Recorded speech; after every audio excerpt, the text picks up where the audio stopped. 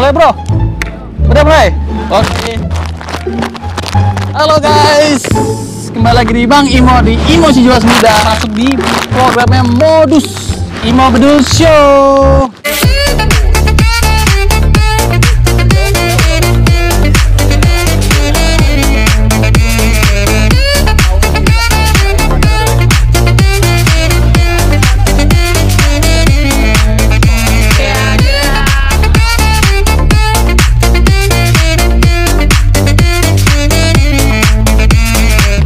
Nah, Bang Imo tadi sempet ya pemanasan sedikit main bola karena pas banget momennya adalah tema kita apa bro? Garuda Muda ya. Menang kita kemarin tuh di lawan Korsel, bisa sampai semifinal bro ya. Mantap ya bro. Tapi gue sendirian nih bro. Ada temen gue nggak? Panggil. Pula gue mau bahas juga tentang ya pastinya timnas kita, terus hobi kita di sepak bola. Langsung aja Rio juga namanya nih, sama juga nih bos magang kita nih. Rio masuk. Ya, aduh. Lu di situ, gua di sini. Siap. Nanti kamu ngapain? Hah? Megang bayar. Megang bayar.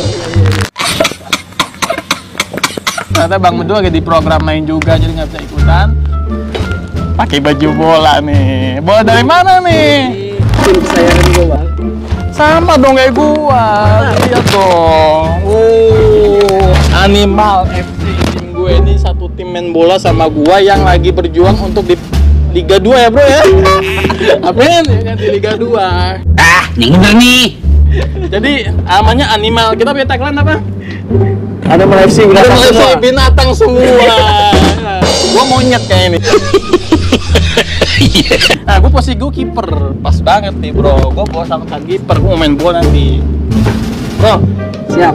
Gue mau ngomongin soal timnas kita yang berhasil keren kemarin namanya. Keren banget. Gak banget sih sebagai orang Indonesia nih. Karena mencetak sejarah baru ya kan. Mencetak sejarah baru juga. Mungkin agak aneh nih, karena pelatih kita nih orang Korea ini merasakan kebahagiaan sekaligus kesedihan ketika timnya menang, negaranya kalah bro. Betul. Itu dia gitu. Berarti timnas kita lagi bagus nih, tim under 23 bro ya? Ya. Under 23. Tapi kalau kurang afdol juga nggak datang, kita datengin sama orang yang tahu tentang pembinaan timnas kita kayak gitu. Kita main di mana sih? Kita syuting di mana sih itu bro? Gimana nih? Menpora. Oh, di Menpora nih. Oh, orang Menpora. Ini biasanya Bang Imo ngundang. Oh, iya. Sekarang Bang Imo jadi tamu di sini gitu. Jadi tamu. Iya, ini pejabatnya tadi udah mau datang sih belum? Undang ya. Udah mau datang sini, Bro ya? Oh, oke, lagi jalan. 2000 years later. Aduh, Pak Edi. Pakai dulu nih, pakai audionya dulu. Tuh kan tadi gua udah kantongin tuh. Nih bang, Kenalin dong Bang Imo, ini siapa? ini adalah siapa ya? Astagfirullahaladzim. Kita kan terlalu dempet nih bro. Kita lebaran lagi deh, kita lebaran lagi. Bang Edi, salah satu pejabat di Kemenpora juga yang mengerti mengenai sepak bola tanah air kita. Beliau juga dengar dari tim kita yang sudah riset. Beliau adalah mantan orang PSSI, sudah 10 tahun ya? Ya, lebih dari 10 tahun. Harus sudah paham tentang sepak bola tanah air kita nih, gitu. Nah, untuk tema kita nih, tuh kan nggak bisa kan? Tema kita pas banget, Garuda Muda makin mendunia. Nonton nggak kemarin? Pas lagi euforianya lawan Korsel, lawan Uzbek. Ya. Masih mau gitu kan, jadi memang dengan euforia Piala Asia ini ya under 23 ya, ini membuka mata kita semua gitu kan. Ternyata semua berasumsi bahwa timnas ini tidak akan lolos di babak kualifikasi. Nah, tapi akhirnya ya semua membukakan membalikan membalikan bahwa timnas ini mampu untuk bersaing dengan tim-tim yang sudah kaliber dunia gitu. Apalagi lawannya Korsel. Lawannya Korsel gitu kan. Gitu. Ini pernah sih kalau nggak salah di yang latih siapa tuh? Di tahun 2013 sebenarnya timnas kita juga pernah mengalahkan Korsel. Yang saya ingat itu adalah tendangan terakhir penentu kemenangan itu adalah Evan Dimas. Waktu itu zamannya coachnya Indra Sapri. Iya benar juga. Pejabat pasti kalau kamu mau. Kebangetan gitu ya. Kalau Bang Imo nanya saya mungkin saya nggak paham. Pame ngapain lu? Seperti sekarang kan kayaknya beda nih dengan eranya pelatih-pelatih sebelumnya nih. Pembinaannya ini dari tahun ke tahun berbeda. Ini bagaimana treatmentnya sebenarnya sih? Apakah ada treatment khusus di setiap pelatihnya, coachnya? Ya, Bang Imo. Jadi memang pembinaan prestasi olahraga itu pada dasarnya tidak bisa secara instan. Ya. Kita memang harus membina sejak usia dini. Ya. Jadi begitu pula lahirnya pemain-pemain yang sekarang pun tidak lepas dari pembinaan usia dini. Ya. Tentunya kita tidak bisa meninggalkan usia dini ini, gitu kan, secara berjenjang, bertahap, ya kan, kemudian berkesinambungan. Nah, kalau tidak tidak berkesinambungan pun, ya akhirnya hilang tuh bibit-bibit talenta-talenta yang kita sudah bina, gitu kan, tanpa pembinaan yang berkesinambungan, ya hilang, gitu kan. Banyak teman-teman yang sebetulnya punya potensi, gitu ya, tapi akhirnya di usia ya sebetulnya produktif dia 17 sampai 19 dia sudah hilang, entah kemana. Nah, mungkin tidak main bola lagi gitu kan. Hilang gitu aja ya sebenarnya. Iya. Tapi kalau udah tanya bro, gue mulai nanya bro, lu dong nanya dong. Diundang magang sama pejabatnya langsung. Gitu. Saya jujur nih, saya cuman biasanya hobi main bola, ini langsung ketemu sama pejabatnya langsung. Langsung. Gitu. Oh, PSSI loh. PSSI. Ya. Oh iya. Jujur saya detik ini masih bangga terhadap timnas U23 Indonesia ini, karena ya saya kurang paham sih terkait main bola ini kan. Ya saya juga cukup bangga dengan prestasi sekarang, walaupun memang hampir 60% pemain kita adalah pemain naturalisasi gitu kan. Tapi pemain yang tidak naturalisasi pun mampu bisa bersaing gitu ya. Yang penting adalah bahwa kita punya kualifikasi pelatih yang berkualitas ya. Kalau pelatihnya tidak berkualitas, ya kita agak sulit untuk bisa menghasilkan prestasi yang seperti sekarang saat ini ya. STY ini dianggap sebuah momentum ya, momentum kebangkitan sepak bola ya, untuk ke depan ya. Ini kalau kita lihat sebelum-sebelumnya ini banyak coach impor. Ini untuk PSSI mencari sebuah pelatih itu sebenarnya ada ini nggak sih kayak namanya Kualifikasinya. ya kualifikasi khusus itu sampai benar-benar pas cocok gitu, akhirnya STY deh yang cocok gitu. Ya dulu memang kita timnas itu pernah mengalami fluktuasi lah gitu kan, ada beberapa pelatih tim nasional gitu kan, seperti Alfred Riedel gitu kan, Luis Milla, ya, kemudian sekarang STY gitu. Nah ini memang punya karakteristik yang berbeda ya, secara fundamental gitu kan.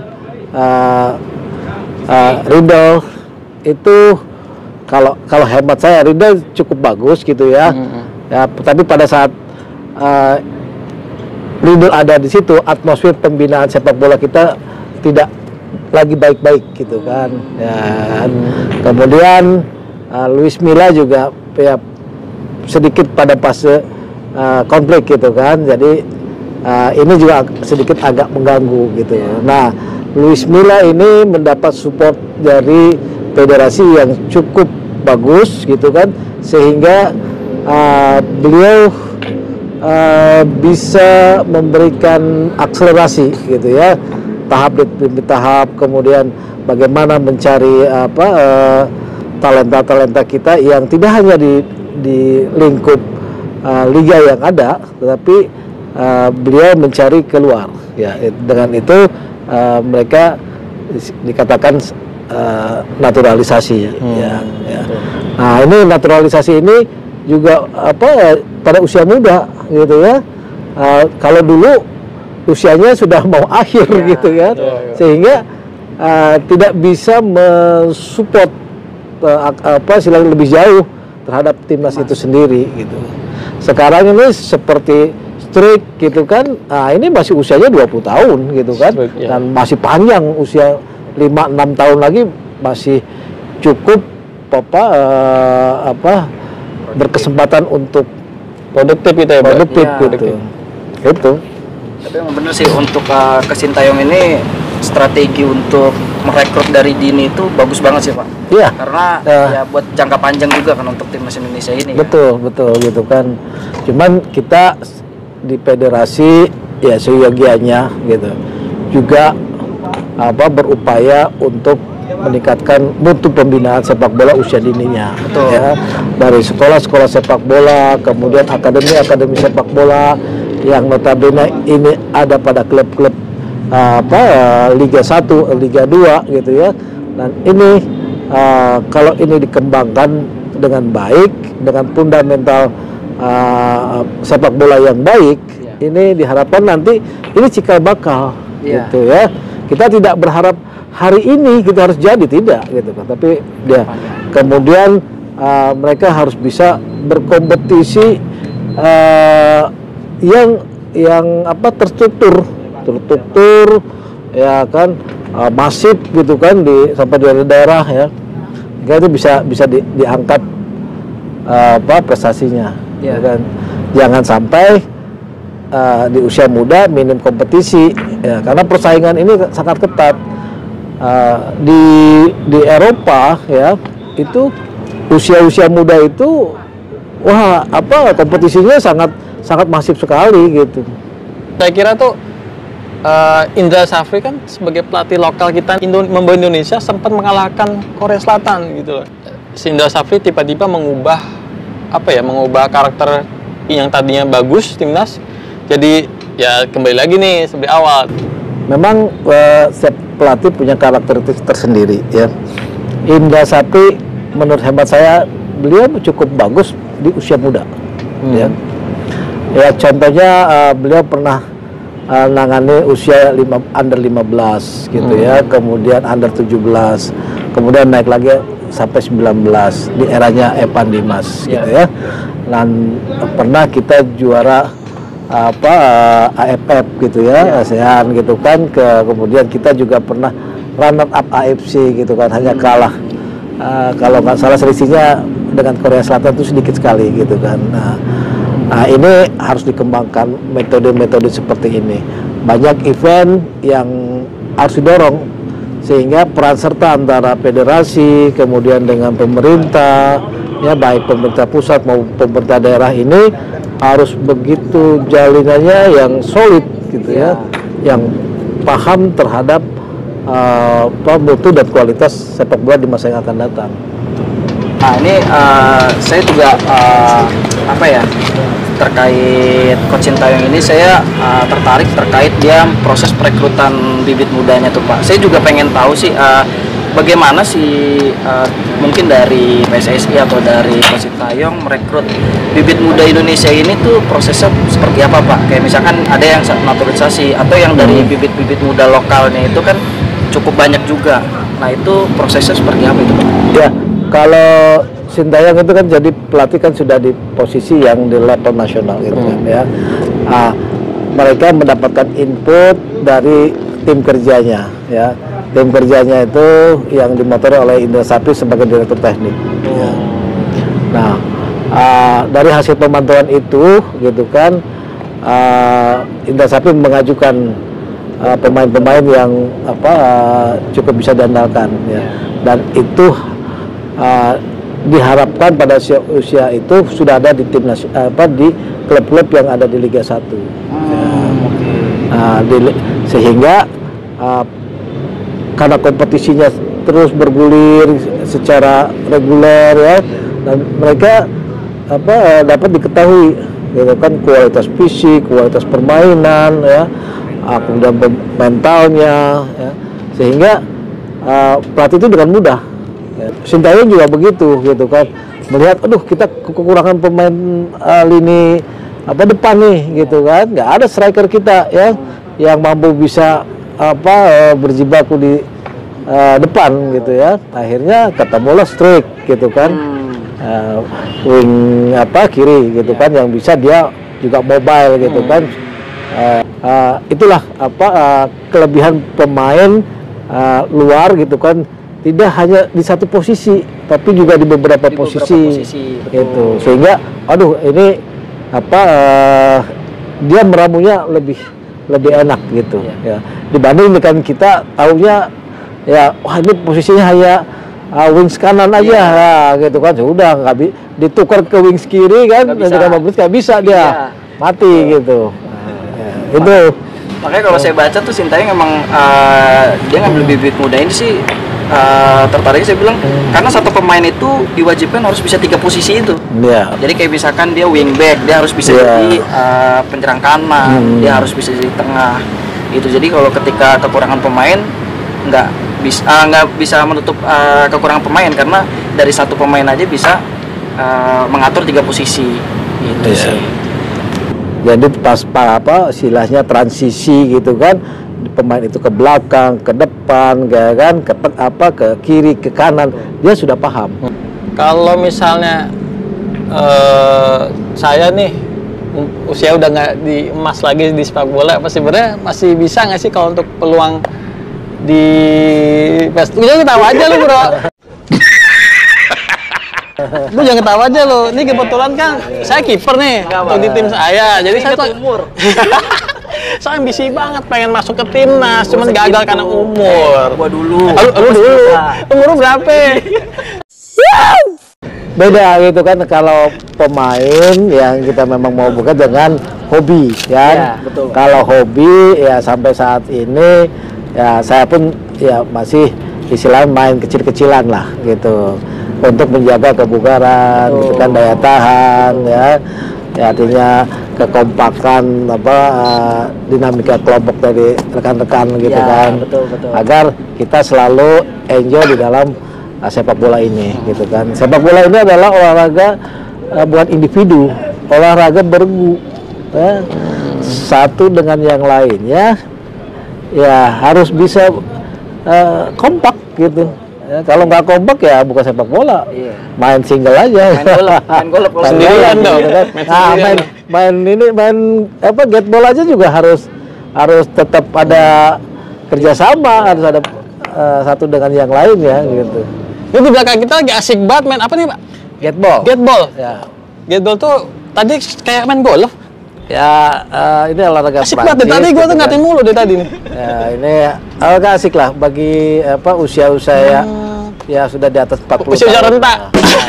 Usia rentak lansia gitu ya. Iya. Bang Son dari tadi lagi ngobrol tak tok ada yang main ya gateball ternyata ya kan gateball.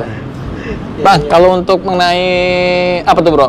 Sarana fasilitas program pembinaan itu juga menentukan untuk performa bagus. Betul. Ya itu salah satu. Jadi ada beberapa faktor gitu kan. Faktor pembinaan sepak bola akan berhasil itu yang pertama gitu kan, maka tersedianya bibit unggul ya kan.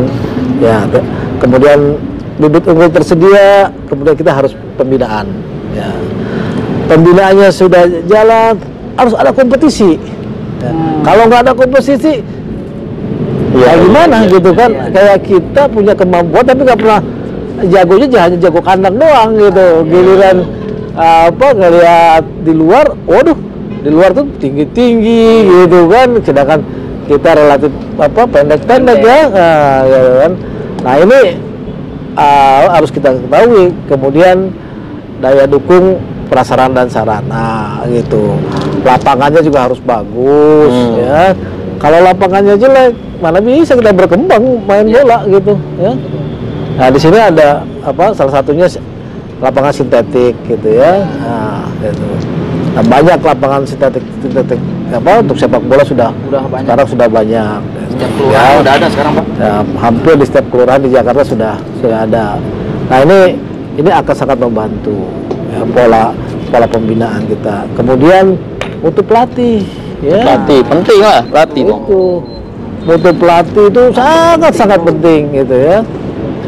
Dulu kita punya pelatih yang kualifikasinya AFC itu bisa dihitung dengan jari ya, tidak lebih dari 5 jari gitu ya. Sekarang sudah banyak gitu ya kan, tapi pelatih yang walaupun sudah punya AFC ya, ini akan bersaing gitu kan dengan yang APRO gitu kan. APRO ini ada di berbagai negara yang punya kualitas yang ini. Coba hampir 80% di Liga Indonesia itu yang Liga 1 itu pelatihnya pelatih asing. Gitu. Liga 1 ya, Pak. Persib pelatih asing. Persija pelatih asing gitu kan. Bali United pelatih asing gitu kan. Arema ya kan. Ayo kita ini tingkatkan juga mutu pelatih. Betul. Ya. Kalau pelatihnya itu aja ya kita nggak akan berkembang. Iya. Ya. Masa kita harus mengandalkan pelatih luar gitu, Pak? Itu. Harusnya kan kita seorang Indonesia harusnya mencintai produk lokal kan. Secara kualifikasi sebetulnya pelatih-pelatih kita juga bisa untuk bersaing. Kelemahannya satu, ya, bahasa Inggris Sama gaji. ya kan, gaji mengikuti gitu kan sebetulnya ya. Kalau sudah AFC pasti semua produk udah pasti akan naik gitu naik, kan, Pak, ya? pasti naik, gaji akan mengikuti. Beda gitu kan, kalau pelatih sepak bola dengan pelatih lainnya beda gitu kan ya. Nah, sudah ada hitung-hitungannya lah gitu kan. Ya. Tapi kalau sama ngomong pelatih asing, sebenarnya tim bola saya ini pelatihnya asing. Maksudnya mukanya asing, kita nggak kenal gitu. Tiba-tiba ada di lapangan itu asing gitu ya.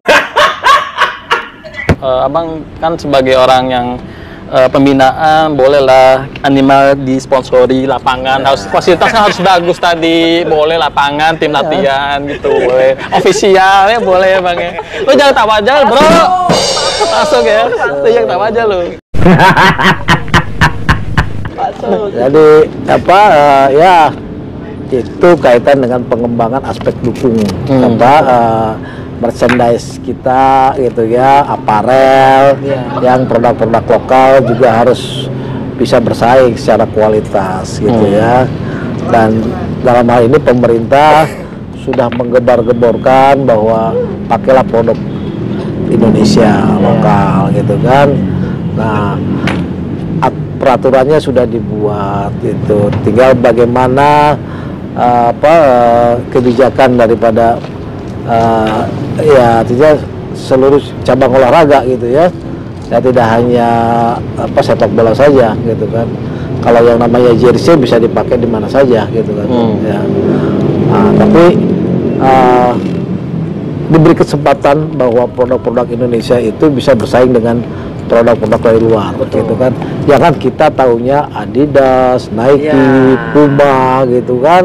Nah, padahal ya tadi ada animal gitu kan. Tapi bukannya produk brand-brand itu buatan sini, bener nggak tuh? Kan suka made in Indonesia gitu, bener nggak tuh? Ya itu Itu produknya di sekitar. ini kita lihat itu dari bola. Tadi apa? Punya lokal ya?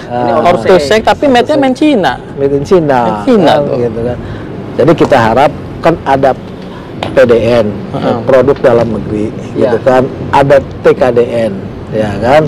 Nilai kandungan produknya yang dalam negeri gitu kan. Nah, kayak benang gitu kan, jangan sampai benangnya impor gitu kan. Kulitnya impor, kita cuma ngejahit doang gitu kan. Memang produknya di Indonesia gitu kan, tapi semua bahan dari luar gitu. Cepat pernah ada tuh sepatu bola bermasalah karena pas dilihat kulitnya bukan kulit impor, kulit nenek dipakai. Kulit nenek dipakai kan. Hut! Gaji kamu! itu bicara tentang apa? Ini aparel lah. Aparel. Kemarin timnas Indonesia itu pakai aparelnya itu jersey-nya Espero ya Pak ya. Espero. Nah itu mungkin buat teman-teman yang masih awam itu produk Espero itu dari mana itu Pak? Itu sudah produk Indonesia, Espero gitu kan, Indonesia. Wih, mantap. Dan itu kita mencoba kualitas yang sudah bisa mendunia itu terangkat produknya. Saya prihatin dulu saya 95 ya. Saya baru lahir. 95 saya pernah bawa tim ke Asian School di Thailand gitu kan. Oke. Di Thailand itu ada 2 produk yang saya satu tidak lupa saya gitu kan. Yang Nah, satu mumpung lagi lupa, diinget-inget dulu. Nah, ini kita akan masuk ke segmen 2 aja. Kita lanjut cerita segmen 2. Dia mau lupa nih, biar nanti ingat gitu. Parah. Kartu kuning kalau di kartu kuning langsung kartu kuning. Kita ada iklan mau masuk nih. Iklan tentunya iklan apa nih, kita lihat yuk.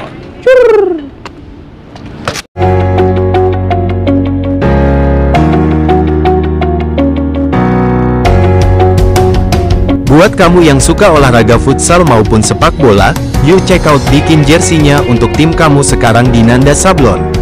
Dari bahan jersey printing Milano, Brazil, Benzema, dan makro bintik yang kemudian dicetak mesin berteknologi tinggi. Bahan sudah pasti adem menyerap keringat, dijamin gak bakal kegerahan. Kami menyediakan size S, M, L, XL, XXL dengan berbagai motif sporty dan elegan sesuai dengan desain keren kalian. Termurah nih, jersey adem menyerupai ori Rp145.000 sudah dapat kaos dan celana dengan minimal order 1 lusin. Beli banyak, diskonnya juga lebih banyak. Oh ya guys, kami juga siap bikin kaos untuk brand kamu atau kebutuhan kamu yang lainnya. Nanda Sablon, tempatnya bikin kaos berkualitas melayani jasa sablon kaos untuk bermacam kebutuhan seperti kaos acara, kaos gathering, kaos komunitas, kaos brand, dan lainnya.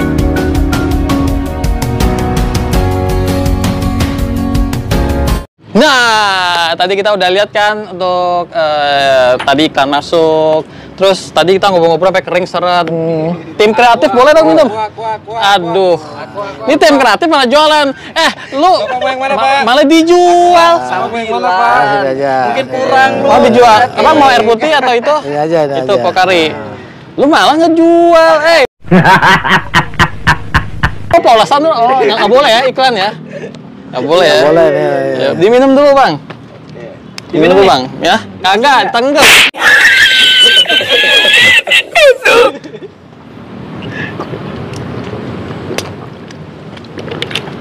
Nggak perlu pakai meja-mejaan, taruh di bawah aja bang. Oh iya siap. Iya, nggak perlu pakai meja-mejaan. Ada dari Nando Sablon itu mempromosikan, apalagi dia sudah ngasih kita jersey khusus nih bro. Di bawah nggak bro? Ada nih bang. Nah ini nih. Siapa nih? Jersey apa nih? Tuh tanahnya. Wah, keren ya. Ini kayaknya nggak familiar nih jersey. Familiar. Ini ada tuh, ada emosi Juanes Muda dibuat khusus. Dibuat khusus, bro.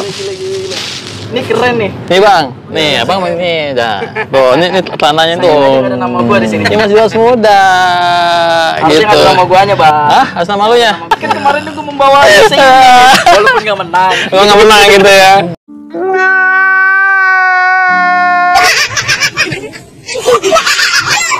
Ini juga salah satunya, bahannya sama nih.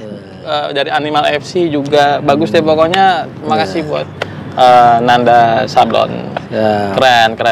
Ini, Ya, ini udah kayak jersey mahal tuh. Ya. Louis Vuitton. Louis Vuitton, LV. lah, mahal ini loh. Ini jersey-nya mahal, tapi no prestasi. No prestasi. Salah orang ya. Ya, ini merupakan salah satu produk yang kita juga harus bangga gitu ya. UMKM. Nah, itu ini kan UMKM. UMKM, kita harus support gitu kan. Dan artinya memang ada ada kualitas, ada harga gitu kan. Nah, makanya makin berkualitas pasti harganya cukup akan lebih baik gitu kan. Diapresiasi langsung dari orang pemerhati sepak bola juga Nah, gitu. ini bisa untuk dikembangkan lebih dalam lagi secara berkualitas bahan ya. Ini bahannya kaos printing gitu ya. Kaos printing ya, kaos printing. Kemudian tinggal warna, motif gitu kan. Nah, kemudian ya mungkin harga yang terjangkau oleh masyarakat gitu. Nah, kita tidak malu menggunakan produk dalam negeri gitu ya. Ini pas nih tim animal merah putih kayak Garuda. Ini kebetulan baju kiper. Ini baju main. Kayak gitu. Oh iya, sekarang lagi ini ya. Timnas bertanding. Ya. Merebutkan juara 3 ya. Betul. Nah, nanti sebelum kita ngomong timnas lagi, tadi Abang punya cerita. Udah ingat Bang? Belum. Tangkap dulu lah. Masa kita break lagi. Nah, jadi pada dasarnya artinya kualitas produk-produk dalam negeri di Thailand itu memang sama dengan di Korea gitu ya. Dia dihargai banget gitu kan. Orang Korea itu nggak mau pakai Toyota, pasti pakai Hyundai. Ya, kan? Orang Thailand gitu kan pasti nggak mau pakai Adidas, nggak mau pakai Nike. Dia mau pakainya seragamnya FBT gitu kan. Apa? FBT. FBT. Oh, Thailand ya? Thailand, Gitu. gitu Produk kan. Thailand itu. Produk Thailand, gitu kan. Nah, kita kan pernah ya artinya berganti-ganti merek ya kan. Dulu ada Nike kita pernah, gitu kan. Adidas pernah kan. Terus yang kemarin itu Mills gitu kan. Nah, sekarang ganti lagi Esport gitu kan. Nah, gitu. Kita harus dukung produk-produk dalam negeri ini. Ya. Soalnya sekarang sudah mulai PSSI membuka bidding produk-produk yang dalam negeri gitu kan. Nah, itu untuk timnasnya, untuk tim-tim daerah ya banyak gitu, juga harus diangkat. Sekarang Rapli aja sudah buat juga gitu kan. Raffi Ahmad Rans, Rans gitu kan. Dia pakai 100 gitu kan. 100, oke. 100 merek 100. Untuk kembali ke PSSI, wah ini agak pertanyaannya, waduh, PSSI mengalami beberapa rombakan hingga problematika. Maksudnya gimana nih? Abang sebagai orang lama di PSSI, sebenarnya apa yang terjadi di PSSI sih yang kemarin itu? Ya, organisasi PSSI itu bagaikan dinamika gitu kan. Ya, dinamika menuju sesuatu perubahan yang memang riak-riaknya ya kita rasakan sekarang lah gitu kan. Ya, itu sesuatu yang lumrah dan biasa ya. Tapi tidak hanya kita berpikir organisasi itu semata gitu, tapi bagaimana ini menjamin mutu pembinaan sepak bola itu jauh lebih baik, jauh lebih bermutu, jauh lebih hebring ya kalau kata orang Sunda itu, dibanding dengan hanya ngurusin pergolakan organisasi gitu. Ya, jangan salah gitu kan, yang pemerintah dalam hal ini juga memberikan supporting pada saat terjadinya kisruh pembinaan sepak bola gitu kan, pemerintah turun tangan ya gitu kan, dan menengahi gitu kan konflik yang terjadi. Tapi kalau perjalanan timnas itu yang muda under 23 atau under 19 itu untuk langkah ke jenjang tim senior tuh sebenarnya lama apa nanti cepet sih gitu prosesnya? Ya sebetulnya itu bagaikan istilahnya dua sisi mata uang, ya kan? Kalau kita langsung balik gitu kan? Karena usia prestasi sepak bola itu adalah usia 19 sampai 20 tahun, ya kan? Itu sudah bisa antara masuk junior, ya kan, atau masuk ke senior gitu. Karena maaf gitu kan di luar negeri gitu kan usia itu kayak Messi, Ronaldo, ya kan, Mbappe itu 19 tahun sudah masuk timnas gitu. Karena di Indonesia kita juga usia muda udah masuk ke senior, kayak contohnya Marcelino udah masuk Iya, senior gitu masuk kan. ke 3 juga. Ya kan sebenarnya bibit pemain di Indonesia ini udah cukup bagus lah. Tinggal ya bapak-bapak ini yang mengembangkan bagaimana Indonesia ini bisa jauh lebih baik lagi daripada sebelumnya. Artinya sekarang sudah punya tim yang sudah cukup mumpuni nih di kualitas Asia gitu ya. Kita tinggal packaging nih agar mereka juga bisa bersaing di tingkat dunia nih. Dan sekarang yang ketua PSSI sekarang malah ini bekas presidennya Inter Milan. Wah, bule dong berarti. Bang bule dong. Siapa? Itu kita sudah istilahnya luar biasa mempunyai ketua umum sekelas Pak Erick Thohir lah. Ya.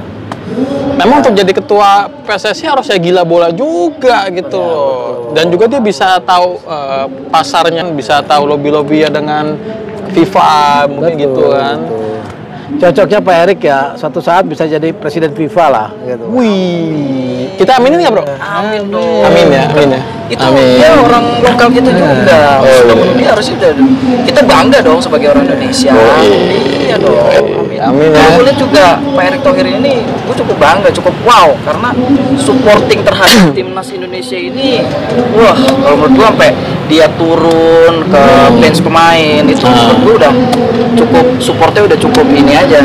Jadi dia nggak support hanya di belakang layar, tapi langsung di lapangan Pak Erick ini juga support. Gitu. Nih ngomong-ngomong, bos yang di rumah udah nelponin kayaknya. Oh, bukan. Oh enggak, kok kita apa di rumah ada nelpon. Ini ada kawan nanya posisi di mana gitu. Oh gitu. Kita mau nonton nobar ini. Padahal yang WA Pak Menteri, juga kawan. Oh my god.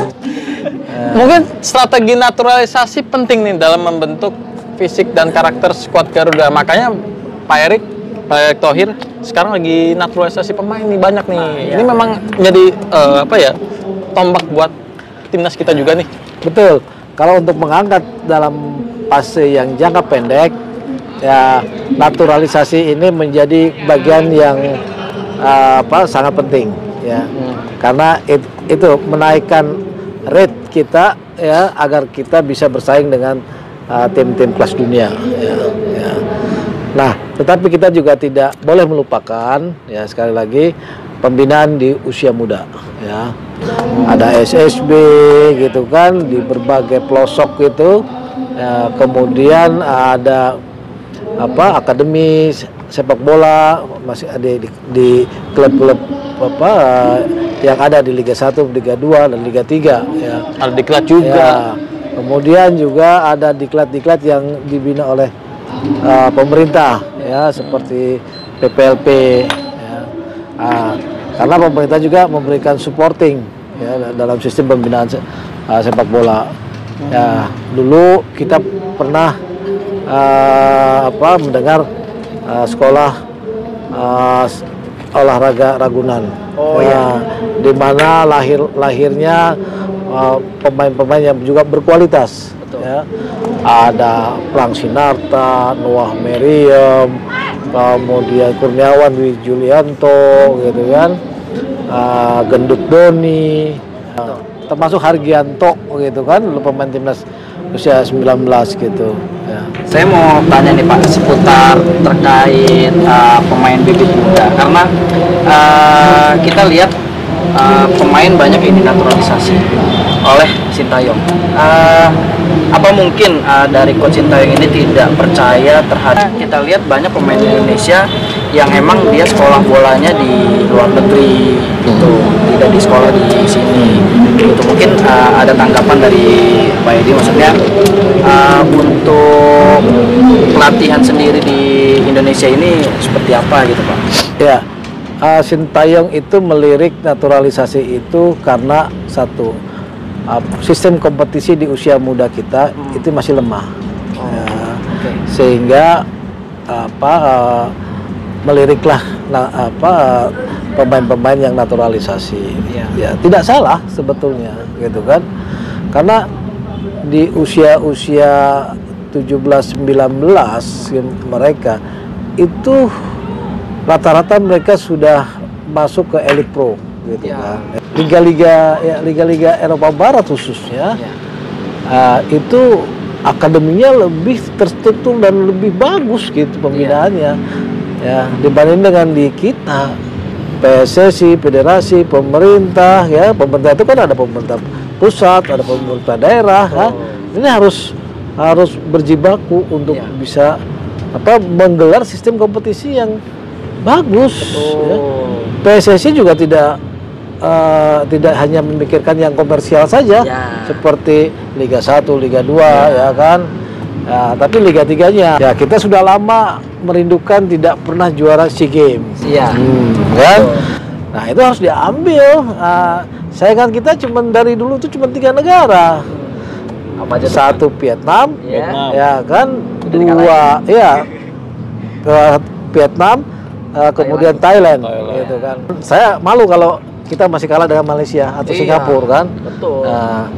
Nggak ada sejarahnya kita harus kalah dengan Malaysia. Apalagi kalau kalah dari Timor Leste, malu lagi kita kan. Udah latihan sama Animal FC dulu, lawan Animal FC dulu lah. Wah, gua tantang senior timnas. Anjir, gua nantang. Jangan curang dong. Apa-apaan nih? Klub-klub lokal nih. Tadi kan mungkin perjalanan agak panjang tuh untuk menemukan bibit menjadi timnas junior. Malah kelamaan malah jadi nanti makin tua dong kalau misalnya dia harus mengikuti kompetisi. Butuh waktu lama nggak? Tapi kalau ikut kompetisi kan agak panjang nantinya. Ya, kalau fase di dalam konsep kurikulum pelatihan itu atlet berprestasi itu rentang waktunya adalah 10 tahun. Ya, berarti kalau kita mau pada usia 20 tahun berprestasi, maka kita harus mulai usia 10 tahun. Gitu kan. Nah, tahapannya kan. Nah, ini kita harus bentuk gitu.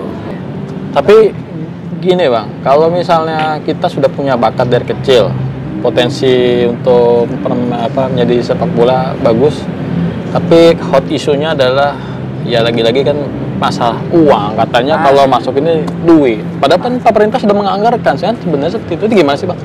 Ya, sebetulnya untuk secara berjenjang, ya artinya kan kalau dalam undang-undang sistem keolahragaan itu pendanaan keolahragaan itu ada beberapa sektor, ya kan. Pemerintah bisa berlapis, pemerintah kabupaten kota, ya kan, kabupaten kota, ya, kemudian pemerintah provinsi dan pemerintah pusat, ada 3 sektor, ya kan, ditambah 1 ya kan adalah swadaya masyarakat, ya kan, itu. Jadi ini juga sangat penting, ya kan. Nah, kalau itu diramu, ya, saya pikir ini menjadi kekuatan dibanding hanya mengandalkan pemerintah, ya kan. Soalnya sekarang juga sekolah-sekolah juga ada penerapan khusus beasiswa bagi berprestasi untuk prestasi. Ya, berprestasi untuk bidang olahraga. Banyak ya, sih. kan nanti itu tinggal pemerintah itu mengakomodasi, ya kan, melalui pendidikan, ya kan, yaitu supaya mereka sukses prestasi dan sukses juga berpendidikan. Ya, kalau yang prestasi ini bisa melalui jalur prestasi, ya kan. Kalau jalur reguler pasti akan banyak saingan, gitu kan.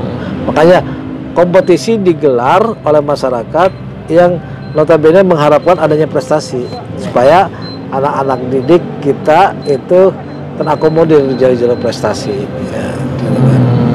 Secara berjenjang mulai dari tingkat SD, SMP, SMA sampai perguruan tinggi, gitu. Dan pemerintah memberikan beasiswa, ya. Nah, beasiswa itu sekarang banyak macamnya, ada beasiswa prestasi KIP, ada beasiswa bidik misi ya, terus beasiswa reguler gitu ya. Nah ini cukup banyak variasinya, tinggal kita mau atau tidak gitu. Nah, jangan sampai gitu ada dikotomi lagi gitu kan, kamu mau belajar apa mau sepak bola, Bahaya. itu bahaya. Kemarin ada tuh sebenarnya ada pemain sebenarnya bukan di bola sih, Apa tuh? tapi di futsal. Ada pemain timnas futsal yang diterbangkan ke luar negeri cuman karena dia terhalang orang tua, akhirnya mau nggak mau dia balik lagi ke Indonesia. Ada tuh Karena faktor kayak gitu juga bang ya. Ya banyak kekhawatiran orang tua itu karena istilahnya keberlanjutan pendidikan. Ya, jadi khawatir orang tua. Ya, maka dengan sistem Merdeka Belajar sekarang anak peserta didik gitu kan lebih diberikan keleluasan dan Melatih kewenangan. gateball. Gitu kan? Diberikan keleluasan dan kewenangan ya untuk ya artinya memilih kan. nyambung tadi yang terkait orang tua, Pak.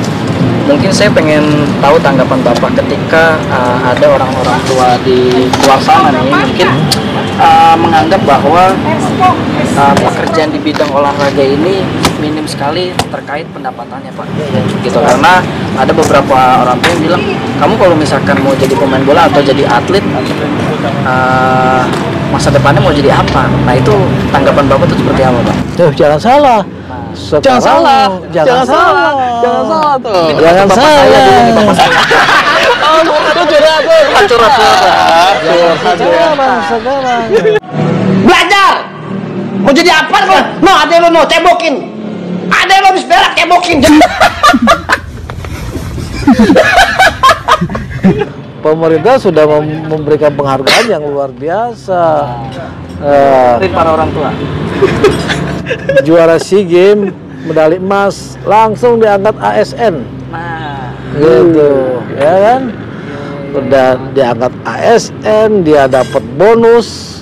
Bonusnya itu sekarang tahun lalu SEA Games 400 juta. wow. Si game 400 juta. Iya, itu dari pemerintah pusat. Itu buat personal. Buat personal. Raih. Lah kalau seperti Mantap di cabang individu ya renang, dia bisa 3 nomor 4 kali 3 gitu kan 1,2. Ya. Iya. Ngeri ya. 1,2 gitu kan. Nah, kemudian Asian Games gitu kan. Pemerintah kasih 2 miliar juara si Asian Games medali emas, bayangin. Tapi saya prihatin sama tim kreatif saya, dia juga atlet sebenarnya. Atlet gundu. Jadi nggak dapat apa-apa, atlet gundu dia. Gini dong. Ya, juara olimpiade itu 5 miliar. Gitu kan. Luar biasa. Ya kan? Contoh sekarang tuh Ginting, Jojo gitu kan, terus siapa lagi tuh yang tim bulu tangkis, semua yang sekarang tim Uber itu mereka sudah menjadi ASN. Ini dulu cita-cita, Pak. Sampai saya itu mau sekolah ikut SSB itu ngumpet-ngumpet gitu. Sampai madol, Iya. madol. Sekarang liga-liga sepak bola kita menghargai pemain-pemain kita itu sudah luar biasa gitu kan. Gitu. Tapi kalau bukannya sombong nih, ya, Bang Imo mau cerita. Sebenarnya Bang Imo tuh dulu sempet di tahun 2012 pernah merasakan mendapat sponsor setahun. Waktu itu menjadi kiper terbaik jurnalis. Di tahun 2012 sponsornya dari Pocari Sweat. Sama setahun. Ini gua kiper handal, Bos. Yang bener nih. Aduh. nggak salah dong, Nggak salah. Anima Anima ngerekrut gue gitu. Ya Tanpa dulu duit. memang Pocari membina futsal antar SMA itu cukup masif ya. Kalau Abang kan memperhati sepak bola itu sebenarnya memang dari jiwanya Abang apa memang karena tuntutan kerja di PSSI, Kemenpora gitu? Ya, karena pertama saya menekuni bidang keilmuan saya sebagai seorang pelatih. Pelatih, coach, panggil coach harusnya dari tadi. Coach Edi. Jadi diminta untuk bisa mengembangkan di organisasi keolahragaan. Karena waktu saat itu banyak organisasi olahraga itu belum bisa mengembangkan manajemen dengan baik gitu kan. Sebetulnya kalau organisasinya nggak bagus, prestasinya pun nggak akan juga muncul gitu. Makanya organisasi itu adalah tulang punggung prestasi gitu. Karena di olahraga itu butuh dana yang cukup besar untuk bisa menghasilkan prestasi. Saya pernah mengalami jadi atlet gitu kan. Atlet apa, Bang? Ya saya pernah pemain kiper juga. Saya kiper gitu kan. Iya jedak. Saya kemarin konten sama Hermansyah, kiper legendaris juga itu timnas. Hermansyah tahu gitu kan. Sobur tahu saya. Wah. Gitu kan. Kiper ternyata ngeri juga kiper ya. Minggir jauh-jauh. Minggir jauh-jauh ya. Saingan. Kebetulan di tim Animal FC lagi buka loker sebagai pelatih kiper, pelatih ini. Boleh. Nggak mampu bayar gitu. Nggak mampu bayar. Berarti masih ada ilmu-ilmunya ya? Ya boleh dicoba. Boleh coba. Tes ya, boleh nih tes. Ya, boleh coba lagi. Closing statement yang terbaik dari Abang mengenai timnas kita itu apa ke depannya, apalagi katanya Sintayong berakhir kontraknya di bulan Juni ini, gimana? Mungkin ya terkait dengan euforia sepak bola saat ini ya, menyampang dengan kita mampu mengalahkan timnas Korea ini sudah menjadi hal yang luar biasa ya. Kemudian catatan kepelatihan STY itu akan menjadi modal dasar apakah dia diperpanjang atau tidak diperpanjang. Kita tebak skor kali ya, seru kali ya. Tebak skor lagi. Ya, boleh. Tebak skornya. Malam ini momen dimana kita lagi malam ini nanti Indonesia versus Irak. Versus Israel, benar. Kita lagi sambil syuting, habis ini langsung nobar kayaknya. Nah, Ya, kita cukup 2-1 untuk Indonesia. 2-1 Indonesia. Lu berapa ya? Lu berapa? Wis kalau gua mah Al Indonesia 3-1. 3-1, 2-1. Gua sih pengennya ada penalti. Waduh, jangan dong. Ada penalti. Gemeter. Gua ada penalti kemarin aja sampai nggak tidur. Mental kiper di situ. Gitu. Ya udah, terima kasih nih buat Bang Edi yang sudah mengundang kita ke kantornya. Tadi sempat nyobain lapangan, ada lapangan gateball juga. Terima kasih Bang ya. Terus juga terima kasih juga buat namanya Bro Rio juga.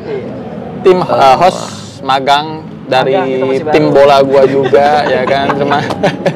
Terima kasih buat tim kreatif Bro Rio, kameramen Mas Tatang juga, Bang Betul juga nggak bisa ikut juga. Pokoknya terus pantengin Emosi Jurnalis Muda di programnya Modus Imo Bedul Show. Terima kasih semua. Bye. Jangan lupa subscribe.